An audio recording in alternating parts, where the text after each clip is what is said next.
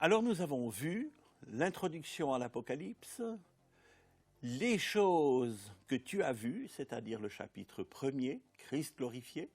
Ensuite, les choses qui sont, les chapitres 2 et 3 du livre de l'Apocalypse, qui regroupent les 7 églises d'Asie mineure, qui correspondent aussi à un développement chronologique de l'Église de Jésus-Christ depuis ses débuts jusqu'à la fin. Maintenant, nous allons aborder la troisième grande partie de l'Apocalypse, c'est-à-dire les chapitres 4 à 22.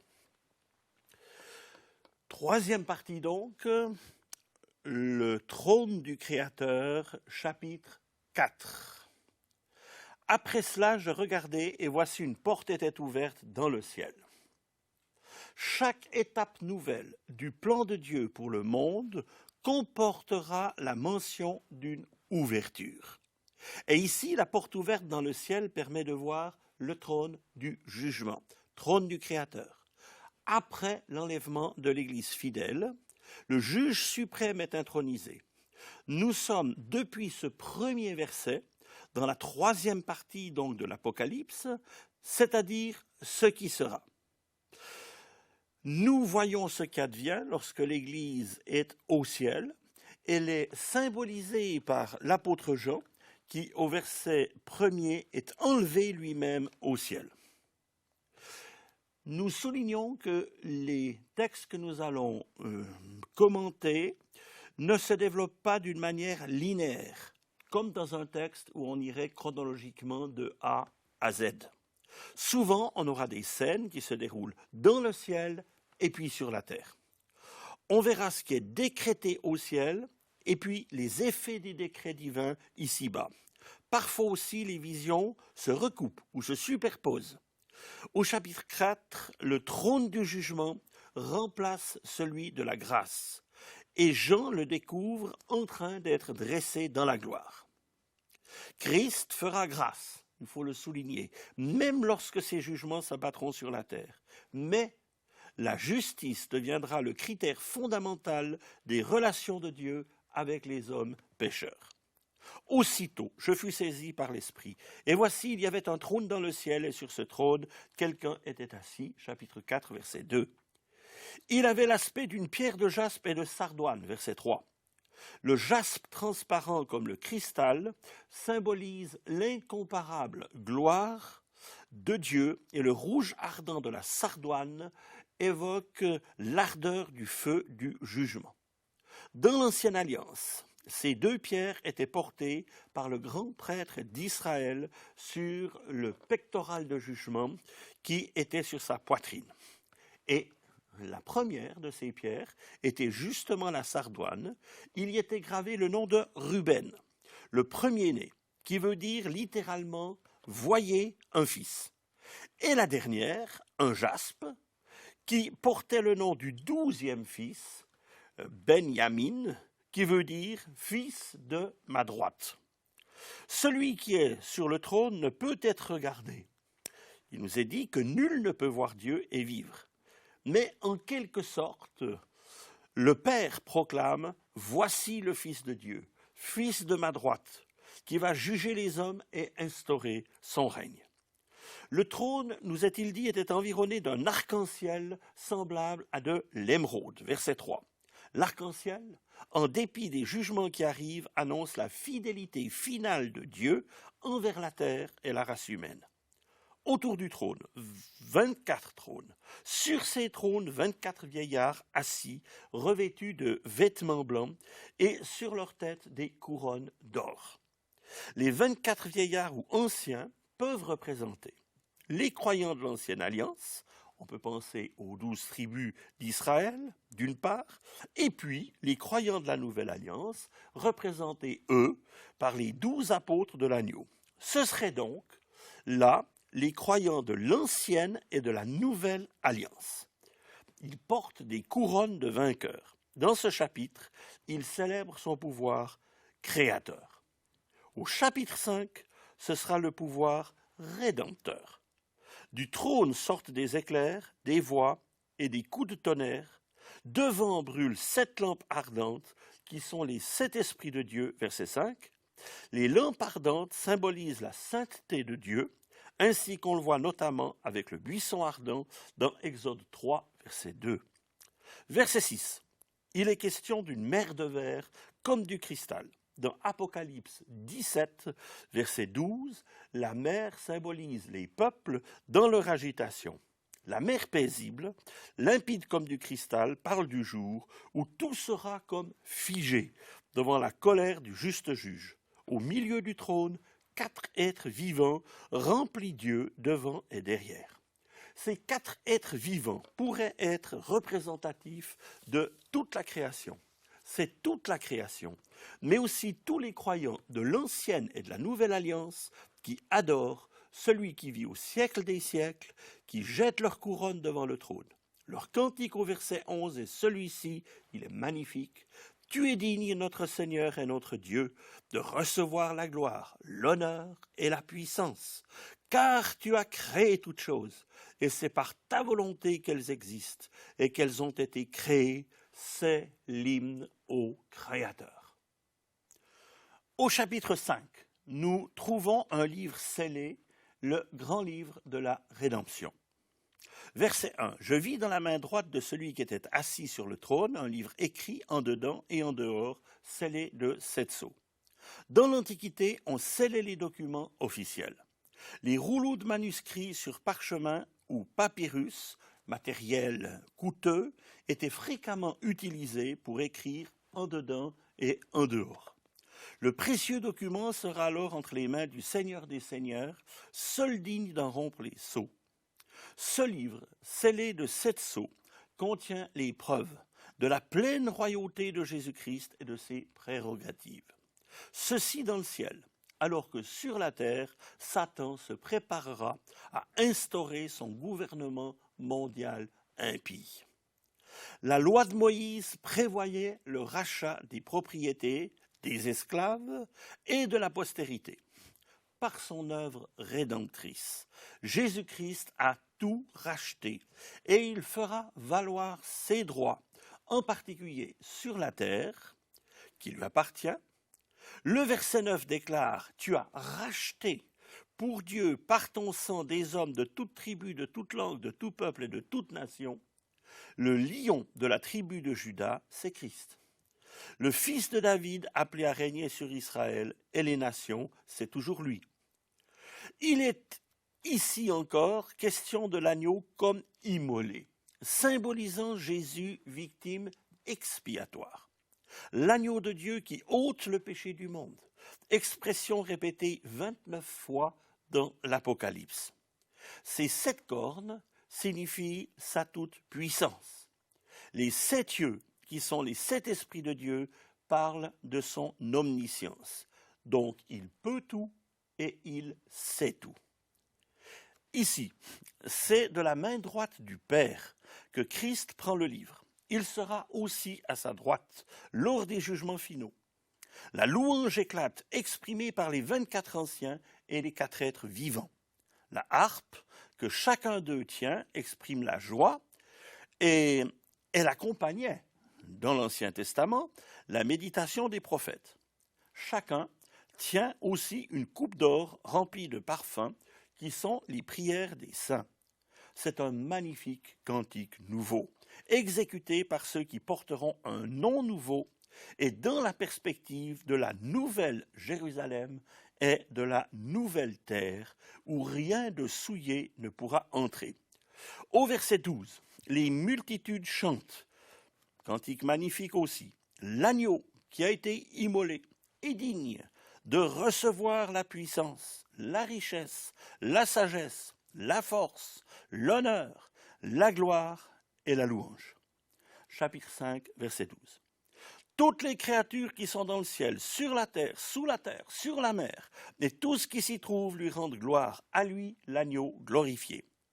Gardons fermement dans nos cœurs cette certitude que finalement, au nom de Jésus, tout genou fléchira dans les cieux, sur la terre et sous la terre, et toute langue confessera qu'il est Seigneur à la gloire de Dieu le Père.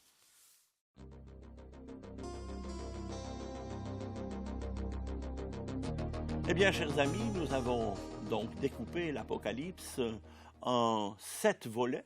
Nous allons aborder maintenant le 4e. C'est le plus long en nombre de chapitres, les chapitres 6 à 16. C'est vraiment le cœur, c'est le steak dans l'Apocalypse. C'est aussi la partie considérée généralement comme la plus difficile au niveau de l'interprétation. Alors, nous allons nous risquer à des interprétations.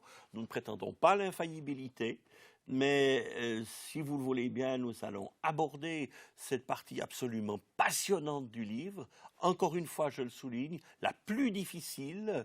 Alors, si ça vous embête, sautez directement au 5e volet.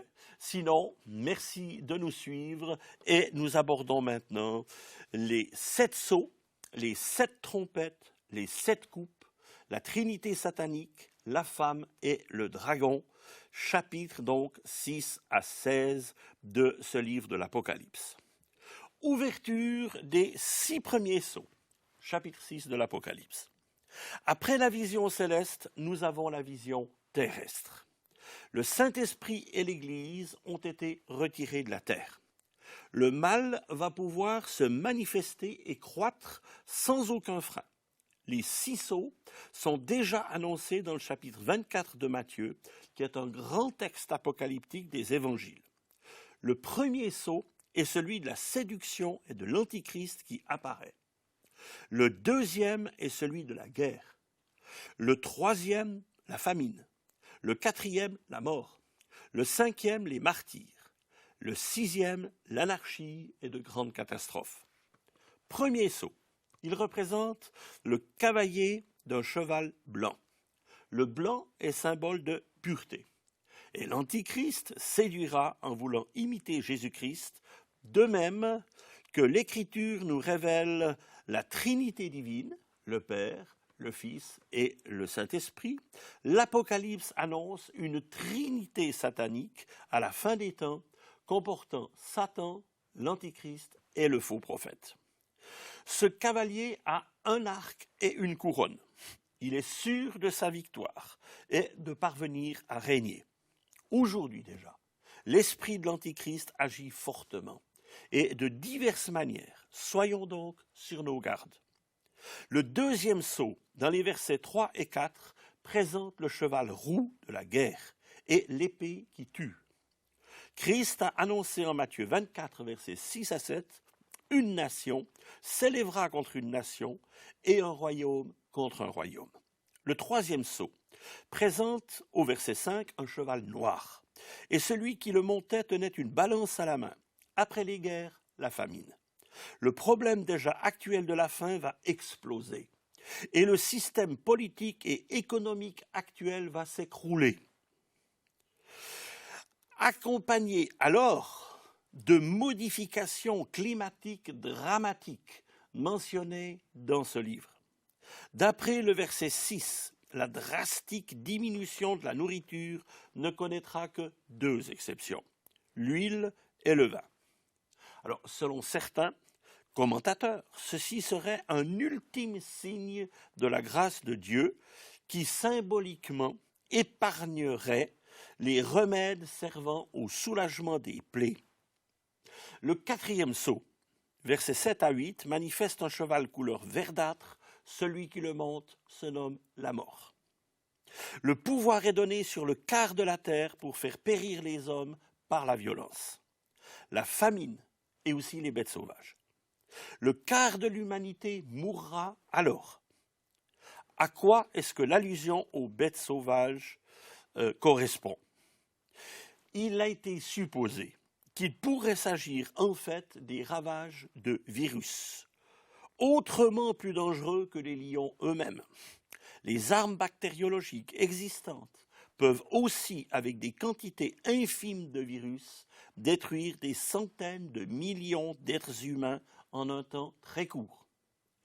On dit aussi que chaque année, au moins une nouvelle maladie très grave se déclenche à la surface de notre globe. Ceci correspondrait aux pestes prophétisées dans d'autres textes du Nouveau Testament. L'ouverture du 5e sceau. Je vis sous l'autel les âmes de ceux qui avaient été immolés à cause de la parole de Dieu et à cause du témoignage qu'ils avaient rendu. Ils crièrent d'une voix forte en disant « Jusqu'à quand, Maître saint et véritable, tarderas-tu à juger et à tirer vengeance de notre sang sur les habitants de la terre ?» Versets 9 à 11. Il y a de nombreux martyrs à cause de leur foi en Jésus-Christ dans toute une série de régions du monde aujourd'hui déjà. L'Antichrist sera un terrible persécuteur des croyants, et cela amènera la vengeance du ciel. Il est écrit que des robes blanches seront remises aux martyrs, allusion à la pureté de ceux qui auront été justifiés par Christ. 6e sceau. Colère de Dieu et anarchie, chapitre 6, versets 12 à 17. Je regardai quand il ouvrit le 6e sceau, et il y eut un grand tremblement de terre.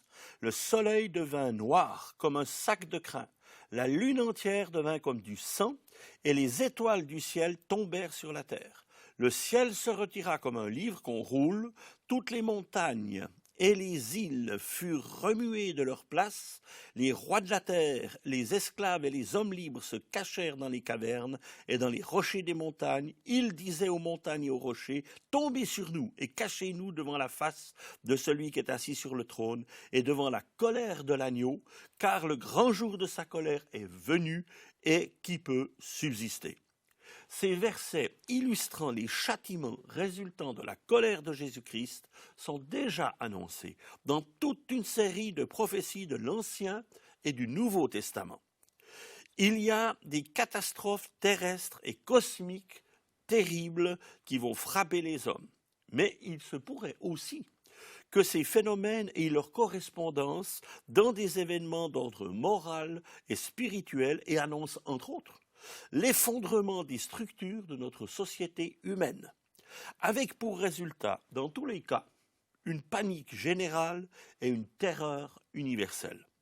Ce chapitre 6 se termine par cette terrible question, « Le grand jour de sa colère est venu, qui peut subsister ?» Le chapitre 7 indique qui subsistera, et les chapitres 8 et 9 décrivent ce que sera ce grand jour de la colère divine. Apocalypse 7, c'est une parenthèse. Ce chapitre présente d'une part 144 000 Israélites et une foule nombreuse de toutes les nations. Comment comprendre cet intervalle entre le 6e sceau et le 7e ? Avant la suite des événements apocalyptiques, Dieu veut que ses fidèles soient marqués du sceau de Dieu pour échapper au jugement. L'Antichrist mettra son sceau sur le front et la main de ses adorateurs. Dieu scellera aussi les siens. Une question est souvent posée. Est-ce qu'il y aura des personnes sauvées après l'enlèvement de l'Église ? Ce texte répond clairement oui.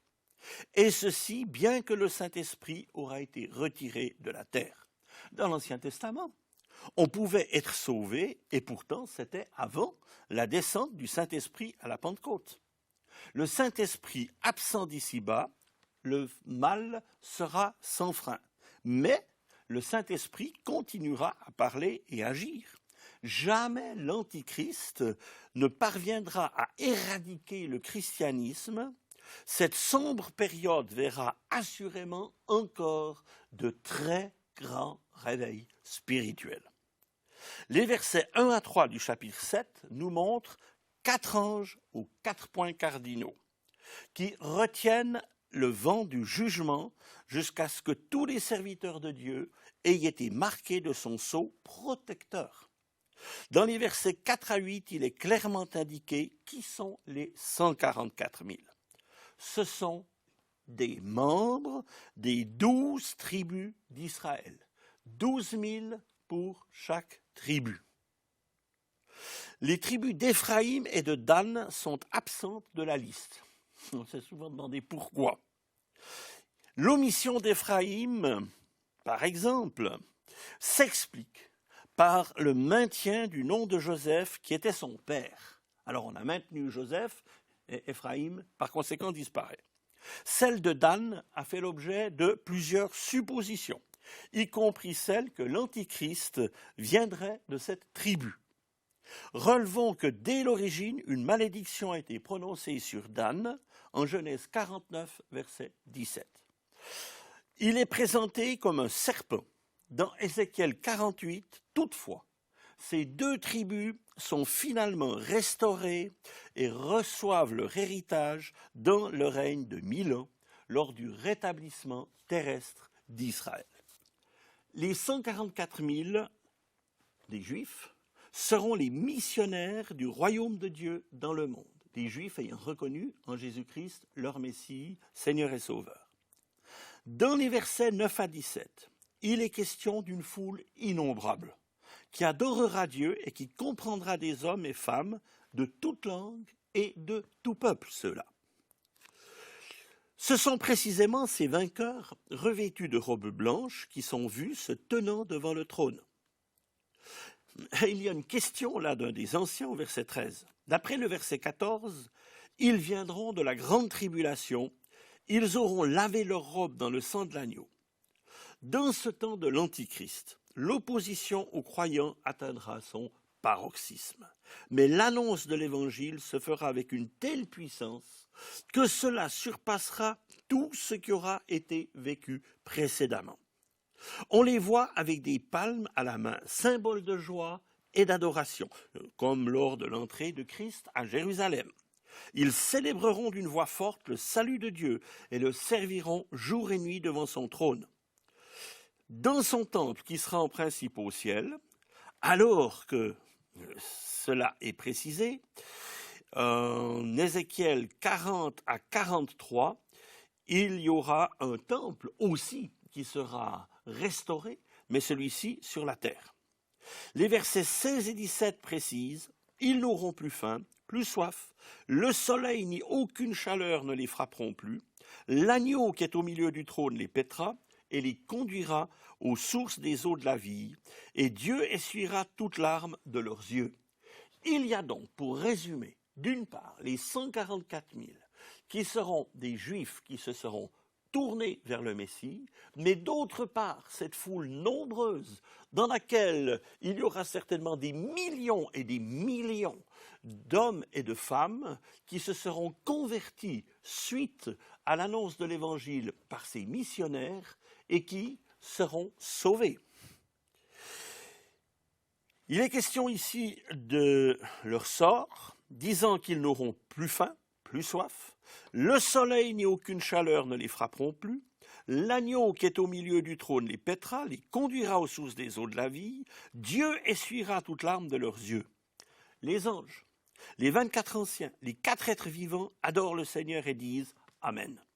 La louange, la gloire, la sagesse, l'action de grâce, l'honneur, la puissance et la force soient à notre Dieu au siècle des siècles. Amen. Là, c'est la joie du ciel au chapitre 7 de l'Apocalypse. Dans le chapitre 8, nous verrons l'enfer sur la terre. Chapitre 8, c'est l'ouverture du 7e sceau, versets 1 à 6. C'est alors un silence d'environ une demi-heure. Le silence terrible d'une cour d'assises juste avant que le verdict tombe. Ce sera l'exaucement des prières des martyrs qui suivra. Lors de l'ouverture des 6 premiers sceaux, l'homme moissonnera ce qu'il aura semé. Puis 7 anges sonneront de la trompette. Le 7e sceau contient les jugements des trompettes. Les anges sont là des instruments de jugement. Les prières des saints de Dieu mélangées au parfum montent devant Dieu dans les versets 3 à 4. Les prières des saints se sont accumulées comme des charbons ardents. L'encensoir rempli de feu de l'autel est jeté sur la terre. Il y a voix et coups de tonnerre, tremblements de terre et éclairs. Au verset 7, grêle et feu mêlés de sang sont jetés sur la terre. Le tiers de la terre est brûlé, ainsi que le tiers des arbres et toute herbe verte. Il y a là un désastre écologique terrible. Il y a peut-être aussi un sens figuré, la Bible comparant parfois les orgueilleux et les tyrans à des arbres destinés à être abattus. Par exemple, en Daniel 4, versets 21 à 22. Le psaume 92, au verset 8, parle aussi des méchants qui croissent comme l'herbe et seront détruits. La deuxième trompette évoque comme une grande montagne embrasée par le feu, jetée dans la mer, et le tiers de la vie des mers détruit, ainsi que le tiers des navires de la planète. Il peut s'agir d'un astéroïde ou d'une bombe atomique de très grande puissance. Sur le plan symbolique, la mer parle de l'humanité sans Dieu et la montagne une puissance politique dont Babylone est représentative. Le tiers de la mer changé en sang peut signifier que le tiers de l'humanité sera la victime des idéologies sataniques, la puissance du diable étant précipitée dans la mer des peuples, majoritairement impies. Ce sera une punition foudroyante et terrible. La troisième trompette, versets 10 à 11. Grande étoile ardente appelée absinthe qui tombe sur la terre. Formidable pollution des eaux. Beaucoup d'hommes meurent. Là aussi, il peut s'agir d'un météore ou d'un engin atomique. Sur le plan spirituel, il peut s'agir de la chute de Satan que Jésus a vu tombant du ciel comme un éclair en Luc 10, verset 18. La quatrième trompette, versets 12 à 13. Le tiers du soleil, de la lune et des étoiles s'obscurcit. Perturbation des lois astronomiques, météorologiques et climatiques. Assombrissement du monde physique. Assombrissement croissant aussi dans le monde spirituel. En Genèse 1, 16, les astres président au jour et à la nuit. Il y a la notion d'autorité. En Apocalypse 8, l'autorité est atteinte. Ce qui devrait dominer ne domine plus. La société sera en cours d'effondrement, ce qui amènera l'avènement d'un dictateur mondial, l'Antichrist. Au verset 13 apparaît l'aigle, annonçant la vengeance de Dieu et les trois malheurs des chapitres suivants. La cinquième trompette, chapitre 9, versets 1 à 12. Une étoile tombée du ciel reçoit la clé du puits de l'abîme, alors elle ouvre le puits de l'abîme. Ici, nous voyons les réalités spirituelles du monde des ténèbres. Satan ouvre l'antre des démons. Aujourd'hui, une partie des démons agissent librement au service du diable. Une autre partie est enchaînée dans l'abîme. Là, ils seront libérés avec le but de tourmenter les hommes pendant 5 mois. À son retour, Jésus-Christ jettera les démons dans l'étang de feu et de soufre. Le feu éternel, de même que la bête et le faux prophète. Satan sera lié dans l'abîme 1000 ans et finira en enfer après son ultime révolte. Ces démons auront une apparence de sauterelles. Ils seront intrépides, intelligents, insensibles à la souffrance humaine, provisoirement invincibles, investis d'autorité, insidieux, impressionnants, organisés puissamment. La sixième trompette, versets 13 à 21. Un nouveau malheur commence, qui s'achèvera par la destruction d'une partie de Jérusalem. Ce sera aussi le temps d'un conflit universel inspiré par les démons sortis de l'abîme. Ce conflit rassemblera au moins 200 millions d'hommes venus des 5 continents lors de la grande bataille d'Armageddon, dont l'enjeu sera Israël et le Moyen-Orient. Verset 16. Toutes les nations assiégeront Jérusalem. Ce sera un paroxysme de violence et de massacre. Un tiers des hommes périra selon le verset 18. Les 2 autres tiers ne se repentiront pas. L'humanité ne cessera d'adorer ses démons selon le verset 20. La criminalité et le terrorisme exploseront. Et le terme grec utilisé ici, pharmakeia, fait allusion à l'usage de drogues de toutes sortes. Et le mot enchantement évoque l'explosion du cultisme, la sorcellerie, la magie qui régneront. La débauche sexuelle aussi et les pires délits de violence seront partout présents. Chapitre 10. Un ange puissant et un petit livre. L'ange puissant qui descendait du ciel, enveloppé d'une nuée, au-dessus de sa tête était l'arc-en-ciel, dit-il, visage comme le soleil, pieds comme des colonnes de feu. Donc c'est le verset 1er. Le tout correspond à Christ vu comme dans l'Ancien Testament. L'ange glorieux de l'Éternel. Il prend possession de son domaine, pose un pied sur la mer et l'autre sur la terre. Tout lieu que foulera la plante de votre pied sera à vous, dit Deutéronome 11, 24. Donc, plus de délai, cette fois, pour l'accomplissement de la parole de Dieu. Le mystère de Dieu qui trouvera son explication, c'est toute l'œuvre rédemptrice du Fils de Dieu. Et ses effets s'étendront aux individus, à la société humaine et à toute la nature. Alors tous les problèmes trouveront leur solution. Finalement, la terre sera remplie de la connaissance de l'Éternel, comme le fond de la mer par les eaux qui la couvrent, Ésaïe 11, 9. Alors nous connaîtrons tous les mystères du royaume de Dieu. Chapitre 10, versets 8 à 11. Jean voit dans la main de l'ange un petit livre ouvert qui sera doux comme du miel dans sa bouche quand il le mangera et amer dans ses entrailles. Il annonce des événements douloureux. Apocalypse 11 et 12 concernent principalement Israël. Les chapitres 13 à 18 décrivent des événements concernant le monde entier. Chapitre 11. Le langage rappelle totalement l'Ancien Testament et nous voici dans le temple de Jérusalem, érigé vraisemblablement là où le premier temple l'a été il y a 3000 ans. Pendant 3 ans et demi, l'Antichrist ayant conclu une alliance avec Israël, Jérusalem sera probablement capitale des 3 grandes religions monothéistes. Les Juifs exerçant leur culte dans le temple et les autres religions sur le parvis extérieur. L'Antichrist rompra son alliance et s'asseyera dans le temple se proclamant lui-même Dieu, c'est 2 Thessaloniciens 2,4 qui le dit. Nous avons ensuite les versets 3 à 14 qui nous présentent 2 témoins qui vont prophétiser à Jérusalem 1260 jours, soit les 3 ans et demi pendant lesquels les nations fouleront aux pieds la ville. Ce sera un temps d'offensive divine. Ils exerceront un ministère de puissance formidable en jugement.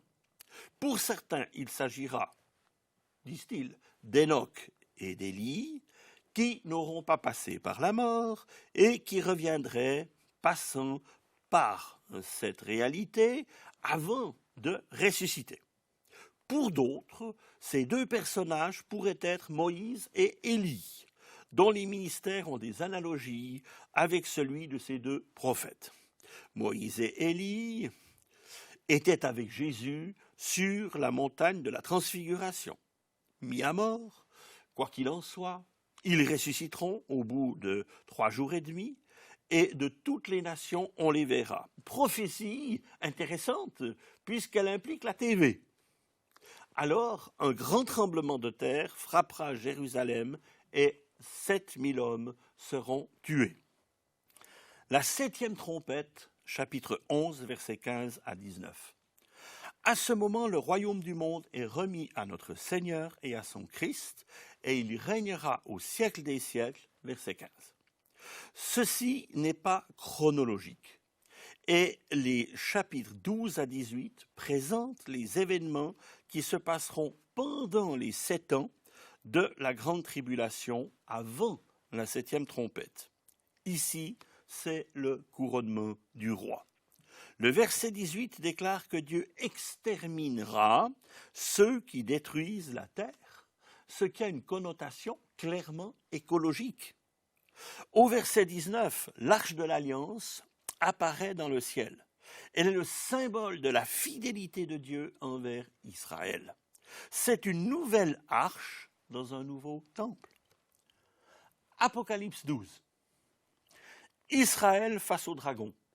Apocalypse 12 et 13 sont considérés souvent comme l'épine dorsale, le sommet littéraire ou le point de convergence des prophéties de ce livre. Le verset 1er et le 3e mentionnent des signes. Séméion en grec, mentionné 7 fois dans l'Apocalypse. Une femme et un dragon. Et ceci correspond à des temps forts dans le déroulement des plans de Dieu. Le mot ciel désigne la sphère dans laquelle se déroulera le combat d'Apocalypse 12. Et vous trouvez là 4 personnages. 1. La femme enveloppée du soleil, verset 1.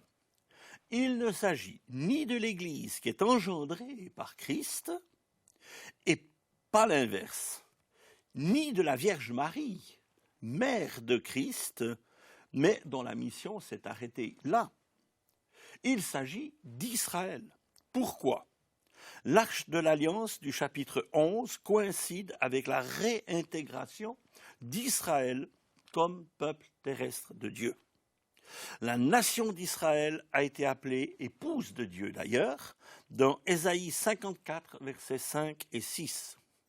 Le soleil, il évoque le soleil de justice, Christ qui guérira la postérité d'Abraham. La couronne de 12 étoiles, qu'est-ce que c'est ? Probablement les 12 tribus d'Israël. Enfin, les douleurs de l'enfantement, c'est la femme Israël. Le salut vient des Juifs, nous est-il dit en Jean 4, 22. Christ régnant sur les nations est né de la femme Israël. Deuxième personnage, le fils mâle. C'est Jésus-Christ qui pètera les nations avec une verge de fer. Troisième personnage, le grand dragon rouge, c'est Satan. Grand dragon malfaisant. Rouge, feu, couleur du sang. 7 têtes qu'il a. Pouvoir politique, totalitaire. 7 diadèmes, symbole de l'autorité usurpée par l'Antichrist pour un temps toutefois limité. 10 cornes, qui selon Apocalypse 17 symbolisent 10 rois. Quatrième personnage, l'archange Michel, combattant le dragon avec ses anges et chassant le diable des lieux célestes. Chapitre 12, versets 1 à 5. Guerre sur la terre, Satan adversaire de Christ. Versets 7 à 12, guerre dans le ciel, Satan accusateur des croyants. Versets 6 et 13 à 18, nouvelle guerre sur la terre, Satan agresseur d'Israël. Le diable harcèlera encore la femme Israël comme il l'a toujours fait. Mais le fils mâle lui échappe et est enlevé vers Dieu et son trône. Christ a vaincu Satan. Verset 5, nous avons l'ascension de Jésus. Verset 6, persécution antisémite, en particulier lors de la grande tribulation. Versets 7 à 12, conflit permanent dans les lieux célestes. Christ est l'avocat des croyants et Satan est finalement vaincu et précipité sur la terre, ce que dit le verset 9. D'où la louange du verset 12 au chapitre 12. « Réjouissez-vous cieux, et vous qui habitez dans les cieux. » Par contre, il est dit « Malheur à la terre et à la mer, car le diable est descendu vers vous, animé d'une grande colère, sachant qu'il a peu de temps. La femme Israël échappera à la fureur de l'ennemi et s'enfuira au désert, dans un lieu préparé par Dieu, où elle sera nourrie, ceci pendant 1260 jours, 3 ans et demi. Deuxième période donc de la grande tribulation. Le dragon s'en va alors faire la guerre à ceux qui gardent les commandements de Dieu et retiennent le témoignage de Jésus, verset 17. Il s'agit des croyants de la grande tribulation. Les vaincus d'un moment, les fidèles seront toutefois finalement les vainqueurs pour l'éternité.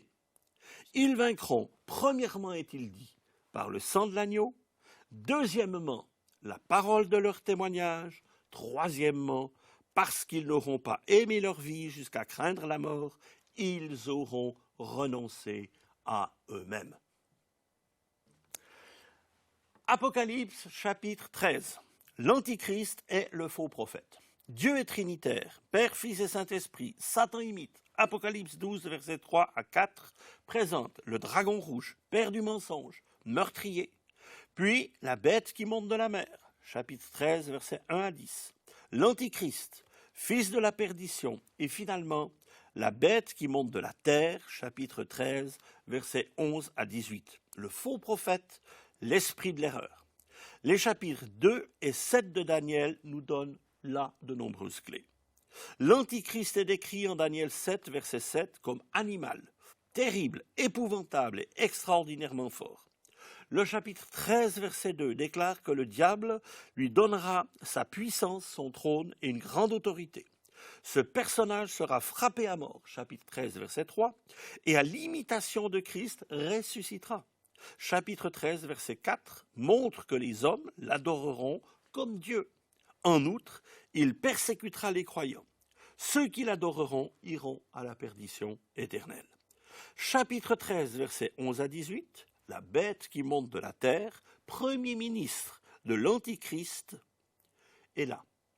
Si la mer d'où vient l'Antichrist représente les peuples et nations, vous pouvez lire le texte d'Apocalypse 17, 15 qui le dit, la terre d'où monte le faux prophète pourrait bien évoquer la terre promise et la postérité d'Abraham, donc Israël.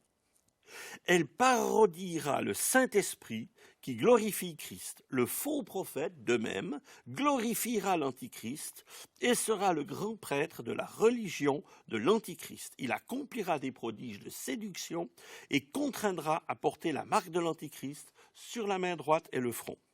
Chapitre 13, versets 16 à 17, le disent.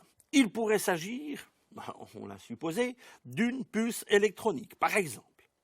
Le nombre 666 du chapitre 13, verset 18, caractérise le maximum de l'homme dans sa révolte, qui n'atteindra toutefois jamais la perfection divine, qui serait 7, 7, 7. Chapitres 14 et 15, 7 visions. Premièrement, 144 000 juifs qui seront serviteurs de Jésus-Christ, missionnaires qui annonceront l'évangile aux nations après l'enlèvement de l'Église. Deuxièmement, proclamation de l'évangile éternel, versets 6 à 7. Troisièmement, chapitre 14, verset 8, la chute de Babylone. Quatrièmement, le tourment éternel des adorateurs de l'Antichrist et la récompense de ceux qui sont morts dans le Seigneur, versets 9 à 13. Cinquièmement, la moisson et la vendange. Le Fils de l'homme posera ses pieds sur le mont des Oliviers et il condamnera les nations. Le juste juge foulera au pressoir et le sang des impies jaillira sur son vêtement. Ce sera jour de vengeance sur les méchants. Sixièmement, chapitre 15, versets 2 à 4. Les vainqueurs chanteront sur une mer de verre. Tes œuvres sont grandes et admirables, Seigneur Dieu Tout-Puissant. Tes voies sont justes et véritables, Roi des nations. Seul tu es saint, et toutes les nations viendront et t'adoreront, parce que tes jugements ont été manifestés. Chapitre 15, versets 3 et 4. Septièmement, le signe des 7 anges sortant du temple de Dieu et frappant le monde par les derniers fléaux de la colère divine. Chapitre 15, versets 1, 6 et 8. Revêtus de tuniques sacerdotales, ils porteront des ceintures d'or, marquant le caractère divin de leur ministère. Chapitre 16. Les 7 coupes de la colère de Dieu, lesquelles frapperont la terre entière. Purification universelle avant l'instauration du règne de Christ ici-bas. Première coupe. Des ulcères malins et douloureux frappent les humains. Deuxième coupe. La faune et la flore marine sont détruites. Désastre écologique. Troisième coupe. Fleuves et sources d'eau empoisonnées. Rétribution. Versets 5 et 6. Sur ceux qui auront versé le sang des croyants. Ils paieront pour ce qu'ils auront fait aux croyants. Quatrième coupe. Suractivité probable du soleil, provoquant une chaleur terrible qui brûlera les hommes. Versets 8 et 9. Cinquième coupe. Ceux qui auront préféré les ténèbres spirituelles à la lumière seront frappés de ténèbres profondes, mais ne se repentiront pas. Verset 11. Sixième coupe. Le fleuve Euphrate, mentionné 21 fois dans la Bible, est asséché, préparant la dernière bataille de l'histoire, Armageddon, qui verra, le texte biblique le souligne, 200 millions de soldats s'affronter. Septième coupe, versets 17 à 21. La grande Babylone détruite est le plus grand tremblement de terre de toute l'histoire humaine, ainsi que la plus terrible grêle destructrice avec des grêlons de plus de 50 ans.